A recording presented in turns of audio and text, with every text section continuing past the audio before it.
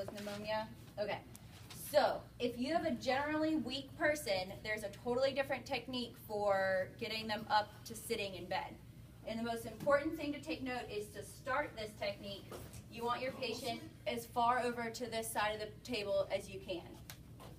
Okay, we're live. That would be embarrassing. So, you're going to bring your patient into side lying with the normal technique that you do. You're going to do the reverse T, cross the arm, turn the head, and cross the ankles. Bring your patient into side lying.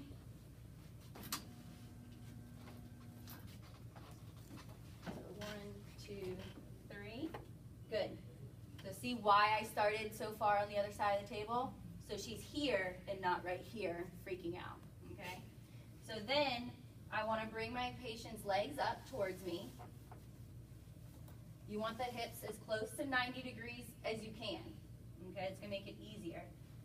You're going to use the technique where you unweight from the shoulders and bring your hand under the shoulder blade here. Okay? Now, I can just bring the legs off the table and I come straight to the hips.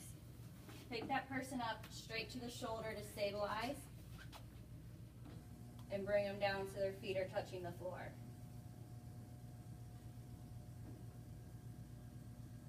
And that's how you do supine to sitting for generalized weakness. Now, if you had the opposite, you need to lay them back down. If you're moving the table, you have to have your hand on this person, on your patient. So I bring the table up for my own body mechanics. And this one's more of a swoop. Can you place your hands in your lap? That's it. And I might even tuck this leg back here. Okay? So now I'm going to do like a cradle type movement to get her back into supine. So my hand is down low around her shoulders, down here around the ankles, and on the count of 3, 1, 2, 3, come straight to the shoulder so you can support that, support the head. If it wasn't pointing straight up, you're going to adjust the head first. And then if you needed to, you might want to adjust the hips and the legs so that your patient's centered. Do you feel like that better clarifies the generalized weakness? Yeah. Put it on there. Could you do that one more time? Yes. Could you go over that? Okay, so remember, in your practical, you have the ability to say, okay, before I time in, patient, over to the side of the bed. Time in, okay? So your patient's weak, you need to get them sitting up on the edge of the bed.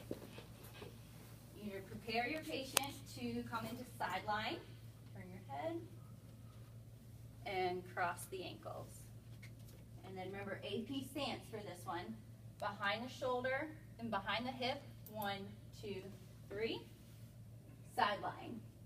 Come up here so your patient feels secure. Then I'm going to bring the knees up. You want the hips to be as close to 90 degrees as possible because it makes your patient smaller to move, okay? Come around the shoulder so that I can unweight her right here and get my hand underneath of her. Not just your fingers, your whole arm, okay? So I'm going to unweight and get my whole arm. So I'm hugging her right now. Then I can reach down here. All I'm going to do is push the feet off. I'm going to do this slowly just to show you guys. See what happens when I push her feet off? It starts to push her pelvis this way. That helps me. Bring your feet back on real quick. So I'm going to push the feet off, but it's here that I'm getting my movement. Where's your hand when you push the feet off? Sorry, is that at the knees or is it just Down at her ankles.